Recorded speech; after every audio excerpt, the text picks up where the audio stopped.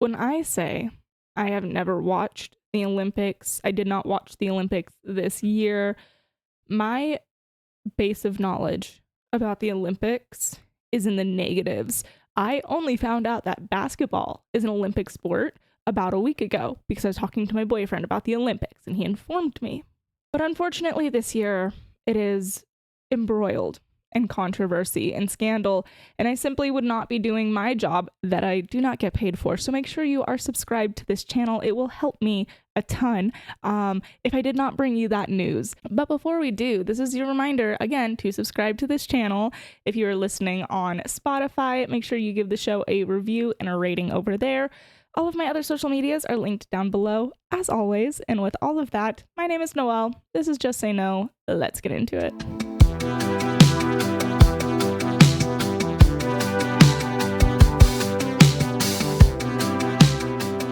Okay, so before we get into anything about the Olympics, I'm going to cover some election updates because it is inching closer and closer and closer.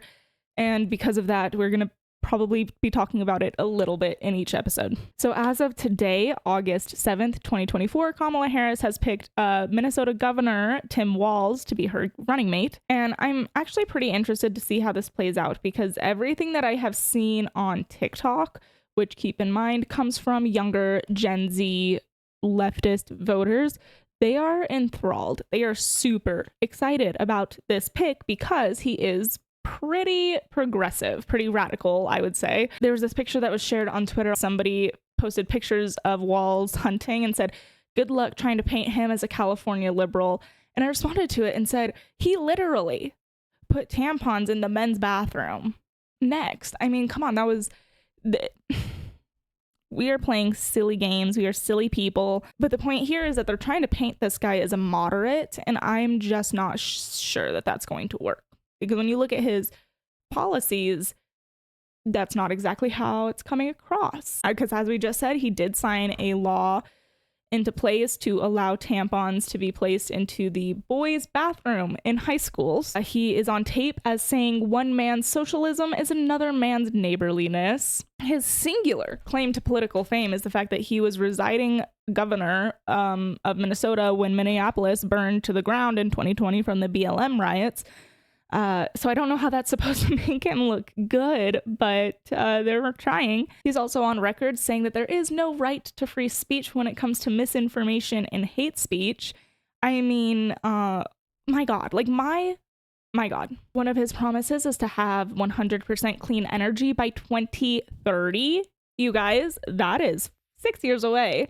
Unrealistic. So that's going to be an unfulfilled promise. That's not even possible. But if it were to be possible, it would throw everyone into poverty.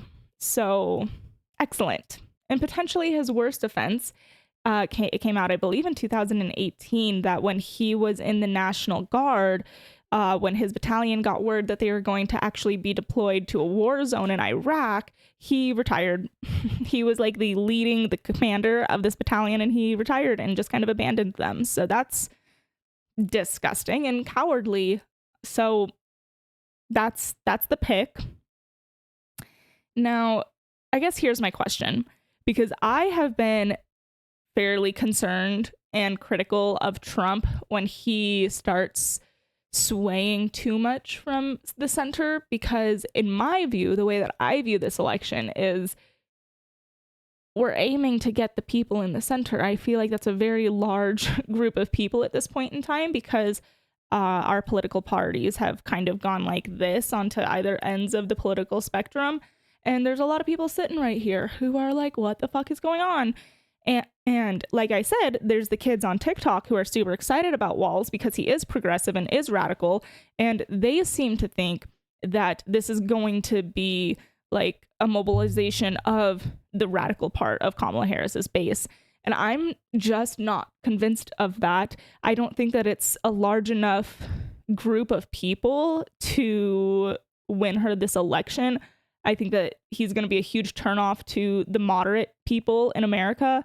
And so I'm curious what you guys think, because I think this election cycle is about the centrist, moderate, independent and who they're going to vote for. And I do not see how pandering to the radical side of your base is going to help you with that.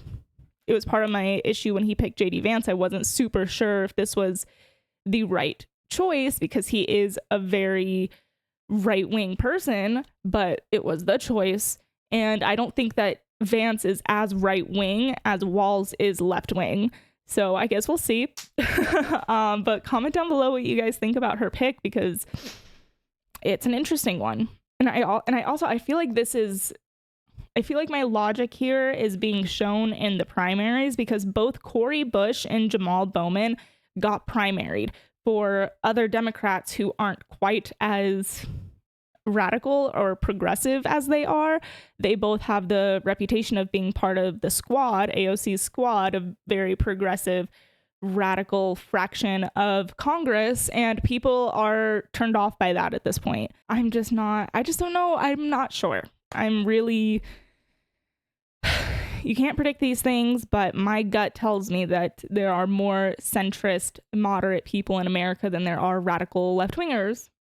Maybe that's crazy, but stay tuned. I guess we'll find out in November. Okay, so with all of that, let's get into the Olympics. So I don't know how much you guys have heard about this, but the controversies are so scattered. It's really hard to get a handle on what is actually going on with quite a few of these. So I just want to put a disclaimer out there. I'm one person putting these podcast episodes together. So if I missed something, just let me know in the comments. More than happy to check it out, whatever it is. Because it's definitely possible that I could miss something, but I do my best to put all of the information that I find into these videos. So first things first, we obviously have to talk about the opening ceremony. There's a lot of people saying that it was a mockery of the Last Supper and of Christianity. Others are saying that that was not the intent whatsoever. So let's dive into it and see what we see. See if we can get to the bottom of it. Okay, so it was put on by a guy named Thomas Jolly, and essentially the idea of the ceremony was to have 12 different segments or tables that represented different aspects of French culture. Now, the table that is under scrutiny was table number 8, I do believe, and it was supposed to symbolize festivities. Now, what this looked like, I'll put it up on the screen, was a long table filled with drag queens and others of the sort. Jolly and the others in the creative team said that this was inspired by a 1640s painting called Feast of the Gods. And to be fair, when you look at this painting, I can definitely see a resemblance, even down to, I cannot recall the main person's name. I think he's supposed to be a god symbolized in this painting. But when you look at him right there in the center, you can kind of see a glowing halo around his head, and you do kind of see that same symbolism on her name's Barbara Butch, the main woman in this. I believe she's a woman. Sad state of affairs that we never know anymore. Yeah, so I can totally see that this was the painting that inspired this opening ceremony. However, I can also see how other people can see that and think of the Last Supper, whether or not that was the intent. But where it gets a little bit more complicated is we have Miss Barbara Butch, again, the person who was sitting there in the middle. She was reposting things onto her Instagram, things that said, there was one post that compared the still frame from the ceremony, from the performance, to the Last Supper. And she literally reposted that with a quote saying, "the gay New Testament." And she also reposted this, and the first line of it is what's important here. And it says, 1, Barbara Butch, Olympic Jesus. So at the very best, to me, it sounds like the creative team and the actors who were taking part in this performance were potentially ignorant of the true inspiration of what was supposed to be behind it. But I don't really think that that matters at this point, because you are responsible for the things that you portray and represent and put out there. And if somebody on your cast is sitting here saying, oh, well, this is what it is, you cannot fault the people who are saying, oh, well, this cast member is saying this is what it is. Now, all of this is honestly here nor there, because it sparked a larger conversation, which has been brought up numerous times over the last couple of years that I have seen, which is the simple fact that when you are mocking Christianity or Catholicism or Jesus or this faith in general, nobody bats an eye. It's perfectly fine and acceptable. But they would never do that to, say, like Islam, for example. They would never even come close to trying to insult or mock any religion except for Christianity. I honestly don't even think that the opening ceremony is the best example of this because it's so unclear, and they do have, in my opinion, a logical leg to stand on to say this was not the intent. So I don't think that this is the proper place to focus all of our ire. I think there are much better examples. One that comes to my mind is Demi Lovato put out an album called Holy Fuck, with the cover being her laying on a bed shaped like the cross. I don't know, something like that just feels incredibly, like, by a multitude of a bajillion times more offensive to the Christian faith than this opening ceremony that may or may not have been what the intent of it was. And again, it's okay for Demi Lovato to do something like this because it's Christianity. And I'm also curious because what about cultural appropriation?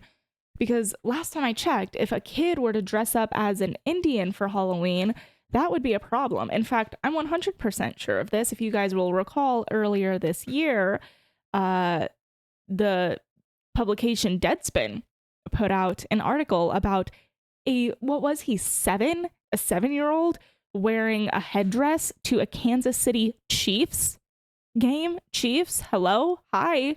Literally put out an article attacking this child. So I know for a fact that would be a problem. And yet people can dress up as a nun. And look, I'm just going to say, I don't care about this kind of stuff. I don't care when people dress up as anything. Nun costumes do not offend me in the slightest. I'm just pointing out the hypocrisy here, the double standard. But essentially, that is the scoop on the opening ceremony. So we're going to move along to the next story, which is even more what is happening. So apparently we have not one, but two transgender boxers. But are they transgender? We can't seem to find out. Okay, so the two athletes that are involved in this story, Lord help me if I mispronounce these names. We got Lin Yuting and Iman Khalif. Okay, so Khalif boxed Angela Carini, and after just one hit in 46 seconds, she bowed out. Carini bowed out of the fight, saying that she had never been hit like that before in her life. This was the initial thing, I think, that started the ball rolling on this issue. And then we had Yuting, who boxed a Bulgarian opponent, Svetlana Staniva. I'm not trying to be funny. I'm just stupid. After this fight, Staniva took off her gloves and held her hands above her head and made two X symbols and then pointed to herself, supposedly symbolizing the fact that, hey, hi, I'm a woman. I have XX chromosomes. This is a man. The reason that this is a controversy is because supposedly, I have to say supposedly, in 2022, the National Boxing Association, I believe it was, tried to exclude these same two fighters from the World Championship or whatever their version of that is because they failed a sex test, a gender test. And then in 2023, they took the test again to confirm the results, and the results came back conclusive that they have XY chromosomes. However, it is being reported that Khalif was actually born female and might have a chromosomal disorder or might be intersex, but everybody is too afraid to be politically incorrect to call this whatever it actually is, so we can't really actually get any direct answers. But what we have gotten is the chief of the International Olympic Committee, Thomas Bach, put out a statement stating, I invite them to come up with a scientific-based definition of who is a woman and how can someone being born, raised, competing, and having a passport as a woman not be considered a woman, and then goes on to claim that all of the skepticism surrounding Khalif is hate speech. So a lot of the same old. And I will tell you what, Mr. Bach, a scientific-based definition, I can provide that really, really quick. An adult human female. Adult human female. 3 words. Super to the point. And where we're running into the problem here is female is one thing, and that's an XX chromosome. And if these people have an XY chromosome, that makes them not the thing that makes them a woman. It's actually that simple. Now, for what it is worth, the former chair of the International Boxing Association also did a presser in which he spoke about the tests that I spoke about a little bit earlier, and he said that these people tested positive for XY chromosomes, and he unequivocally claimed that they are male. So hats off to this guy for having the wherewithal to, I don't know, acknowledge biology. That said, I did watch a Piers Morgan debate he had on Cenk Uygur and Michael Knowles, and Riley Gaines was on it and a couple others. And Cenk was going on and on and on Riley because Riley brought up these tests, and Cenk was saying that the person who gave them was a Russian crazy guy. The person who did this presser is just like a crazy Russian, blah, blah, blah, blah, blah, blah, blah, and he can't be trusted, blah, blah, blah, blah, blah. So according to Cenk Uygur, the test doesn't exist. And the guy who's claiming that it exists is just a crazy Russian. So I figured I'd throw that out there, if for no other reason than for a good hee-hee. But in all reality, Riley made a really good point to Cenk, saying, like, if this test wasn't real, because they did get disqualified from the competition, they were not allowed to compete because of this test, why didn't they dispute it? If it's just this crazy Russian guy being a crazy Russian, why didn't these two athletes say, what the I am female, I am a woman, what are you talking about, crazy pants? They didn't. They both accepted the disqualification. So, y'all, I don't know. Now, as I mentioned, there is talk about a possible chromosome disorder or being intersex, and that could be true. But I think the statistical likelihood that these two boxers are both intersex is about the same as the statistical likelihood of Megan Fox's 2, if not 3, out of her 3 sons, all feeling like they actually want to wear dresses and be little girls. So I'm not saying it's impossible. I'm just saying maybe there's something else going on. But all of it aside, is it not worth at the very least looking into? I mean, if these tests are bogus, then just do a quick cheek swab and perform another test and then put this all to bed. If they really are women, put this all to bed right now. But they won't. They're going to go get their gold. These men are going to go steal that gold from all these women. And they're not going to take that test. Okay, so kind of in the same vein, but on the absolute opposite side of the spectrum, we have to talk about Ilona Maher. And let me just start by saying I am such a fan of this woman. She is an absolute unit. She is so badass. I am so impressed by her. So I do believe she is a 2-time Olympic champion. Correct me if I'm wrong, but I do believe that is what I read. She garnered a lot of attention online just because she is so dang charming. Like, this woman is so charismatic and so charming. She garnered a lot of attention at the Tokyo Olympics in 2020, and it carried into this year's Olympics. She was doing things like making jokes about the Olympic Village, calling it the Olympic Villa as a play on Love Island, and just a bunch of little things. And she's a hoot. I am such a fan of hers. She's so sweet. Now, we often talk about the left and how problematic people who conform to that ideology tend to be. It, however, is the right being problematic on this one. They fumbled the ball. This story was disgusting and made me very upset. Okay, so we're going to start with this clip that she posted. Very real here for a second. As you can probably tell, I've been crying a little bit. I always get these comments, but like recently it kind of ramped up. I get comments being called a man and being called masculine and asking if I'm on steroids. There will always be negative people out there, and they put women in a box, and they think of women should be fragile and petite and quiet and meek. But that's not the case. Women can be strong, and they can have broad shoulders, and they can take up space, and they can be big. I think I'm getting emotional because I feel very passionate about this. Don't let anybody try to define or dictate how you feel about yourself. You get to decide that. Okay, so basically she posted this because someone had posted a video of her onto X, and the comments on this video were coming from a lot of conservatives saying things like, no, that's a man, that's a dude, that's an ugly dude, Like, just calling her a man and calling her a dude, and for what? Literally with zero evidence or basis to have any reason to think that this was a guy. Conservatives just, like, they heard a damn dog whistle, attacked her. And as somebody who is online a ton, I can also get brain rot. Believe me. But we must check ourselves. Alona is a woman. And 9.9 times out of 10, we can tell a woman from a man just by looking at them. And if I'm being honest, Alona looks like a woman. Yes, she's larger, but I feel like that's just kind of typical of a rugby player. Not all, but a lot of them. If you think of it in terms of evolution, only the fittest survive.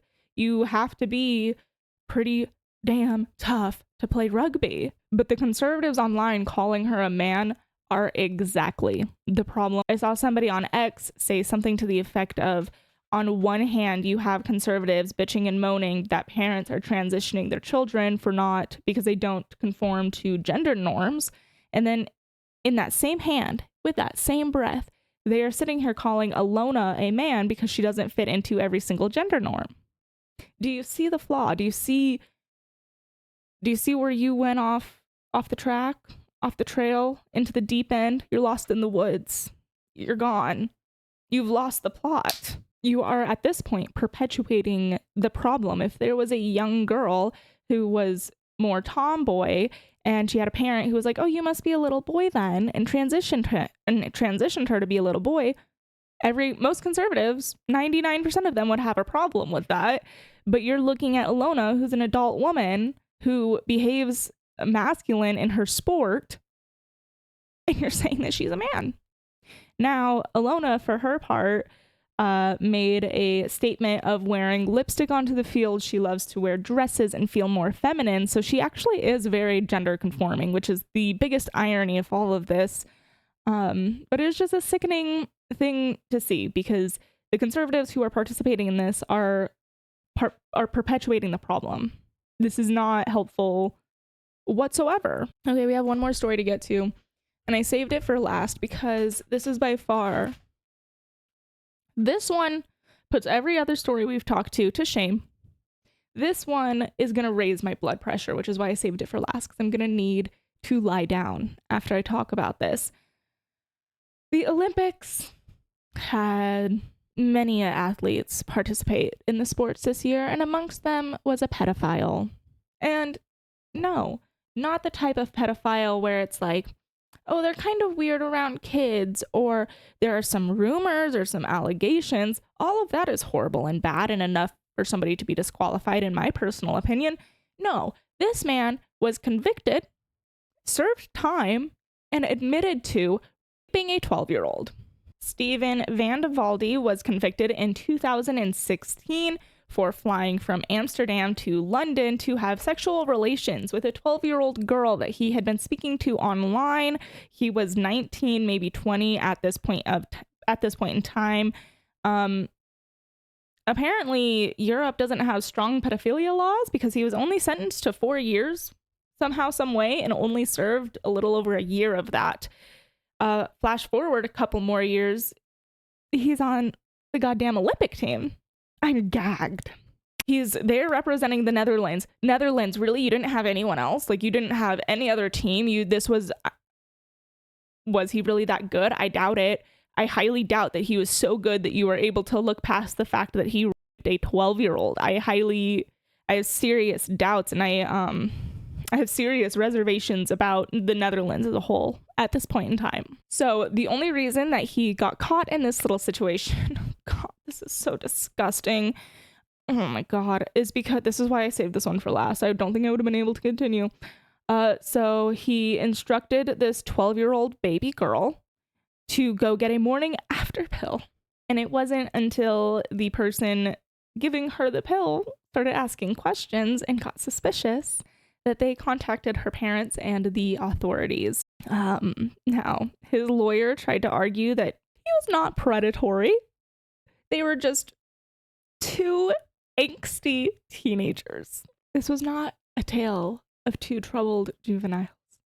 This is a tale of a predatory, creepy man who, in my opinion, I would not be objected to putting him down like the dog he is, and a sweet baby girl who was robbed of her innocence and her childhood. That is the story here. And then flash forward, he's playing in the Olympics. Now, he's also married at this point in time and has a 2-year-old son. That disturbs me a lot. Listen, if I were dating someone and I found out that they served time or had even been rumored to have ever at any point been inappropriate with a child, I do not care if I am convinced that that is the love of my life. I'm gone. I'm slipping something into their drink and I'm leaving. I'm just so appalled by this. How could you bring a child into the world with somebody who harmed a child, especially in that way? Oh, you guys. Okay, so in 2018, after he was released, he told a journalist, quote, "I did what I did. I can't take it back, so I will have to carry the consequences. You can judge, of course. It is the biggest mistake of my life." Buddy, I am judging. I don't give a fuck that you have to carry the consequences. You should have to carry the consequences, and you should be carrying them in prison. You should be carrying them all the way to a chair in which you are strapped in and zapped, okay? Till the lights turn off. You're a disgusting, despicable person. Apparently, it's also rumored that because there's obviously children in attendance at the Olympics, he wasn't allowed to go anywhere by himself. But he was allowed to compete in the Olympics. My body hurts. This hurt my body. But with all of that, you guys, like, what even are the Olympics? Some of the things that I found out are Olympic sports. I talked to you at the top of the episode about basketball. Had no idea. Speed walking? What? Speed walking. I have learned everything I want to learn about the Olympics in the last 2 weeks, and it's all been against my will. And I wish to learn no more. I do not want to participate any longer. This is it for me in the Olympics. We're breaking up. But that's all that I have for you guys. Thank you so much for watching the episode and hanging out with me today. Funny story. I was on the phone with my brother the other day, and he goes, "Talk to you guys next Monday. Bye." And now I feel like I have to change my outro. So thanks, bro. Thank you. I don't know what to say now, so goodbye. See you next Monday. I am, of course, just kidding. I couldn't change even if I wanted to. See you guys next Monday. Bye.